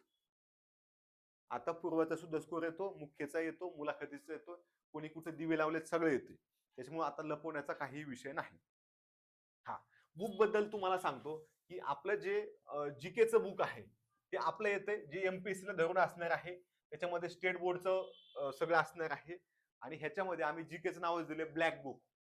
सगळा ब्रँड तुम्हाला हे असणार आहे. तुम्ही जे आता मार्केटमध्ये ठोकळे बघताय, त्या ठोकळ्या सगळ्या ठोकळ्यांपेक्षा एकच बुक, कारण मला वाटत नाही सरळ सेवेला तुम्हाला वेगळं काही घेण्याची गरज पडेल. तुम्हाला जीकेचा जवळपास चालू घडामोडी वगळला तर आउट ऑफ मार्क देईल अशा पद्धतीने जीकेचं मास्टर बुक बनवलंय. त्याला नाव सुद्धा मास्टर बुक दिलेलं आहे. पुढच्या 15 दिवसामध्ये 1 जुलैच्या आधी तुम्हाला उपलब्ध होईल. ठीक आहे, हे झालं. ह्याच्यानंतर तुमच्याकडे इंग्लिश साठी जे पुस्तक तुम्हाला वाटते की हा ह्याची भाषा मला सोपी वाटते, पाल्यान सुरी घ्या, महेश पाटील घ्या, बाळासाहेब शिंदे घ्या किंवा एम जे शेख घ्या. आपलंही येतंय, त्याला एक तुम्हाला 15 दिवसात उपलब्ध होईल. पण जर तुमच्याकडे सध्या असेल, तुमच्याकडे जे आहे तेच वाचा. हळूहळू जशी गरज पडेल तसे एका विषयासाठी आपण दुसरा सुद्धा बुक घेऊ. गणित बुद्धिमत्ता पण जे आहेत, अंकलकी असेल, कोणाला वसे आवडते, कोणाला ढवळे आवडते. जे आवडेल, ज्याची भाषा तुम्हाला सोपी वाटेल, एकदा त्याची आवड लागू द्या. जर तुम्हाला एक बेसिक पुस्तक कळलं असेल, सगळं वाचून झालं एकदा दोनदा, मगच दुसऱ्या पुस्तकाकडे वळा. पुस्तक कुठलंही वाईट नसते. ठीक आहे. त्यानंतर मराठीचं आहे. मराठीचे आपल्या क्लास नोट मार्केटमध्ये उपलब्ध आहेत. क्लास नोट मराठीचे जे आहेत ते खरंच खूप चांगले आहेत. पण तुम्हाला जर वाटतंय की नाही, मला आहे माझ्याकडे मराठीचे XYZ पुस्तक, वाळंबे आहे, शिंदे आहे किंवा अजून कोणाचं आहे, तर तुम्ही ते सुद्धा वाचू शकताय. ओके. हा, ठीक आहे. हा, अजून मात्र काय करा माहिती का, तुम्ही क्वेश्चन सोडवताना MPSC चे सोडवा, परंतु MPSC चे क्वेश्चन सरसकट घेऊ नका. MPSC चे क्वेश्चन जे आहेत ह्याच्यामध्ये वन लाईनर किंवा छोटे छोटे लहान क्वेश्चन घ्या, जेणेकरून तुमचा अभ्यास होईल एकदा तुम्हाला. आणि सोपे, लहान आणि सोपे दोन गोष्टी आहेत. एकदम मोठ्या क्वेश्चनच्या नादी लागू नका स्टार्टिंगला. जसं जसं तुमचा अभ्यास होईल, जशी जशी तुमची काठिण्य पातळी वाढत जाईल, तसं तसं तुम्हाला पण अंदाज येईल. तोपर्यंत बाकीच्या गोष्टी सुद्धा अपडेट होत आहेत, त्याचं अजिबात टेन्शन घेऊ नका. की तुमचे MPSC झालेले जे प्रश्न आहेत, मग ते चारही विषयाचे आपल्या, परंतु छोटे छोटे सोपे सोपे तुम्हाला सोपे वाटणार आहे. सोपे म्हणजे तुम्हाला सोपे वाटणार आहे. आणि वन लाईनर मध्ये आहेत किंवा एकदम दोन लाईन मध्ये आहेत, मग खाली त्यांनी अबकडे विचारले, तशी तुम्हाला प्रॅक्टिस झाली पाहिजे. ह्याच्या पलीकडे लगेच नवीन विद्यार्थ्यांनी जाऊ नका. आणि जे जुने विद्यार्थी ज्यांचा ऑलरेडी अभ्यास आहे, तर अशा विद्यार्थ्यांनी मात्र थोडी काठिण्य पातळी वाढवू शकता. टप्प्याटप्प्याने जा, स्टेप बाय स्टेप जा. अचानक तुम्ही जो घटक एकदम अवघड वाटतोय तो घेतला, तर त्याच्यामध्ये तुमचा वेळ जाईल, तुमचा कॉन्फिडन्स कमी होईल. तुम्हाला वाटेल स्वतःलाच की काय माझं काय होणार नाही असं वाटतं. आणि मग वेळ घालवतो माणूस इकडे तिकडे, पाहुणे रावळे नातेवाईक, आणि मग अजून गेम फसत जातो, गाळात फसत जातो माणूस. त्याच्यामुळे काय करायचं, सध्याच्या कंडिशनला सोपं आहे ते आधी घ्यायचं, आणि सोप्याकडून जे अवघड वाटतंय तिकडे जायचं आहे. म्हणजे ह्यानं काय होईल, तुमचा इतिहास चांगला आहे, सोपा आहे, तुम्हाला इतिहास वाचायला इंटरेस्ट येतो, तर पटापट इतिहास वाचून होईल. 8 दिवसात एखादं तुम्ही जे क्रमिक पुस्तक आहे ते 8 दिवसात पटकन वाचून सगळं लक्षात ठेवू शकता, लेक्चर करून सुद्धा. मग ह्याच्यामुळे काय होईल की तुम्हाला गोडी लागेल की ओके, इतिहास तर संपलाय, म्हणजे ओझं कमी झालंय. एवढे मोठे आपल्याला वाचायचे होते पानं 2-3 हजार, ते 2-3 हजार मधले 200 तर संपलेत. भूगोल घेतला, एखाद्याला वाटलं की नाही महाराष्ट्राचा भूगोल मला सोपं वाटतोय, भारताचा भूगोल जर माझ्या डोक्यावरून चाललाय किंवा जगाचा डोक्यावरून चाललाय, बाबा जगाच्या बाजूला ठेव. अर्थशास्त्र डोक्यावरून चाललंय वाचायला, सोपं सोपं वाच.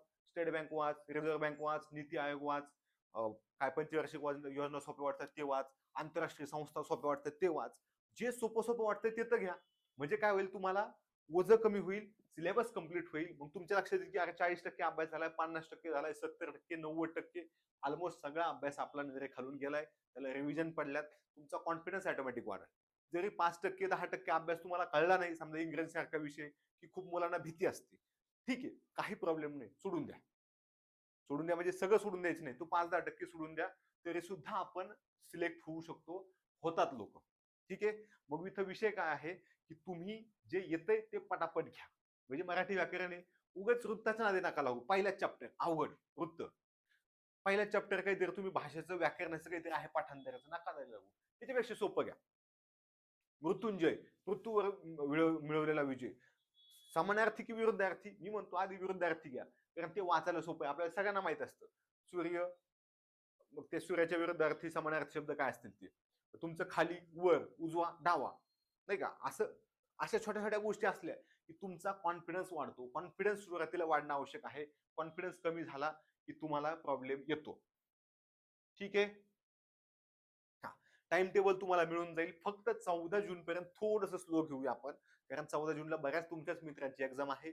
तुमच्यापैकी बहुतेक लोकांनी फॉर्म भरलेले आहेत आणि त्याच्यामुळे थोडी गडबड होतीये, म्हणून 14 जून पर्यंत थोडं स्लो घेऊ. 14 जून नंतर मात्र 15 जून पासून तुमचं फुल शेड्यूल मिळेल तुम्हाला, की हे डेली 4 लेक्चर, टाइम टेबल बदलणार नाही. 8 दिवसाचं टाइम टेबल एकदाच टाकलं जाईल. तुम्हाला सांगितलं ना की बाबा सोमवारी तुमचं 10ला मराठी असणार आहे, 10ला मराठीच होईल. असं सांगितलं ना 2ला इंग्रजी आहे तर 2ला इंग्रजी होईल. विषयाबद्दल अजिबात टेन्शन घेऊ नका. सगळे शिक्षक लोक चांगले आहेत, चांगल्या पद्धतीने शिकवतील. आणि तुम्हाला अडचण आली तर आपल्याकडे ते ऑप्शन आहेत की बाबा आम्हाला ह्यांच्याशी बोलायचं, आम्हाला हे घटक कळले नाहीत. ओके. सुशांत सर जरी UPSC पास झालेले असले, इंग्रजीचा जो अवघड विषय त्याच्यासाठी सांगतोय, माणूस कोल्हापूरचा आहे, नवोदय शिकले असेल तरी शेतात बसूनच पुढचा अभ्यास केला, युपीएससीतून सिलेक्शन आहे आणि अगदी आपल्या ग्रामीण भाषेमध्ये तुम्हाला व्यवस्थित सांगितलं जाईल. टाइमपास, कॉमेडी आणि काहीतरी इल्लू पिल्लू सांगून तुम्हाला होणार नाही. सगळं व्यवस्थित सिस्टमॅटिक नियमानुसार सोप्या भाषेत सोप्याकडून अवघडाकडे शिकवलं जाईल. ठीक आहे, कशाचंच काही टेन्शन घेऊ नका. थोडं इंग्रजीचं टेन्शन मात्र विद्यार्थ्यांना असतं, तर तुम्ही आपल्या माणसावर सोडून द्या. ओके, ठीक आहे. हा, टेस्ट तुम्हाला ऑफलाईनच देऊ, जेणेकरून तुम्हाला तिकडची सवय होईल. तुम्ही तुमचे प्रिंट काढा, काही काढा. पण जर तुम्हाला टेस्ट आपण ऑनलाईन ठेवली तर तुम्हाला फक्त रँक कळेल. आता जे जुना विद्यार्थी ती बिचारा प्रत्येक टेस्टला टॉपर येईल आणि मग त्याचा काय व्हॅल्यू राहत नाही तेवढा. त्याच्याऐवजी जर आपण असं केलं की बाबा तुम्हाला आम्ही पीडीएफ दिली, तर तुम्हाला एक्झाम मध्ये पीडीएफ असणार आहे, पेन पेपर मोड. तुम्हाला अशी प्रिंट दिली जाईल आणि तुमची तुमची प्रिंट सोडवायची. तर इथं सुद्धा तुम्हाला तीच सवय पाहिजे. जर एक्झाम टीसीएस घेणार असेल, ऑनलाईन असेल, तर आपण ऑनलाईन शिकवणार. ठीक आहे, ऑनलाईन तुम्हाला टेस्ट दिली असते. आता हे बघा, सतीश गावडे कुठल्या तरी जुन्या बॅचचं दिसते. तुम्ही युट्यूबला लेक्चर बघा, ऍपमध्ये तुम्हाला दिसतील, त्याचा तुम्हाला 100% फायदा होईल. इंग्रजीचं टेन्शन घेऊ नका. इकडं मराठीचे कुठे गेले? हा, मराठीचे तेजस सर नाहीत इथं. तर जे महेश पाटील सरांकडे शिकवत आहेत, तेच सर तुम्हाला इथं मराठी शिकवणार आहेत. तेच चांगले शिकवतात, काही अडचण नाही. त्याच्यासोबत मी पॉलिटी काही शिकवणार, काही सायन्स शिकवणार, त्याचा सुद्धा तुम्हाला 100% फायदा होणार आहे. ओके, बाकीचे लोक तुम्हाला बाकीचं गायडन्स असेल, होमवर्क नोट्स असेल, त्याला सुद्धा मदत करणार आहे, जे तुम्हाला स्क्रीनवर दिसत नाहीयेत. ठीक आहे, सांगळे सर सुद्धा शिकवणार आहेत, त्याचा सुद्धा तुम्हाला फायदा होईल. परंतु करायचं तर मन लावून, नाही तर न केलेलं चांगलं. ओके, बंद करून टाकायचं. हे बघा, कशाला वेळ घालवायचा ह्याच्यामध्ये, कोणाकोणा नुकसान होतं, तुमचा वेळ जातोय. आता तुमचं हे तरुणपणाचं वय आणि ह्याच्यामध्ये तुम्ही असं म्हणतो ना आपण, लात मारेन तिथं पाणी काढेल, तर तुम्ही नीट लातही मारणार, पाणी कुठून निघेल? एक तर करायचं आपल्याला एमपीएससी स्पर्धा परीक्षा मन लावून करायचं, फुल फोकस न करायचं. नसेल करायचं तर बाबा हे बंद करून टाका. शेती करा, उद्योग करा, क्रिकेट खेळा, भांडणं करा, चोरी करा, पण मन लावून. म्हणजे चोरी करायची आणि निव्वळ कॅमेऱ्याकडे तोंड दाखवायचं असं नाही. चोरी अशी करायची की बाबा भागलं पाहिजे. चोरी सुद्धा मन लावून केली पाहिजे. चोरांच्या सुद्धा स्टोरी असतात, त्यांचे सुद्धा सिनेमा येतात. तशी आपला सुद्धा एक दिवस पिक्चर आला पाहिजे की बाबा अमुक अमुक चोर होता, मोठा चोर होता, चोराव पिक्चर आलाय. ह्याच्या आधी पण आलेली आहेत. ठीक आहे, तर तिथं सुद्धा आपल्याला मन लावून करता आलं पाहिजे, चोरी सुद्धा. त्याच्यामुळे जे करायचंय ते मन लावून करायचं. एमपीएससी हो करा.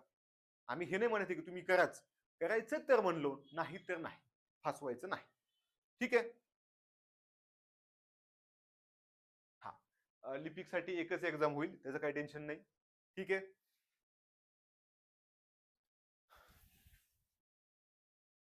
चला, पुढच्या लेक्चरला भेटू. तुम्हाला टाइम टेबल मिळून जाईल. आपण एक व्हॉट्सअप ग्रुप बनवू, पण कोणीही मुलांनी मुलींना मेसेज करू नका, किंवा मुलींचा सेपरेट ग्रुप बनवू.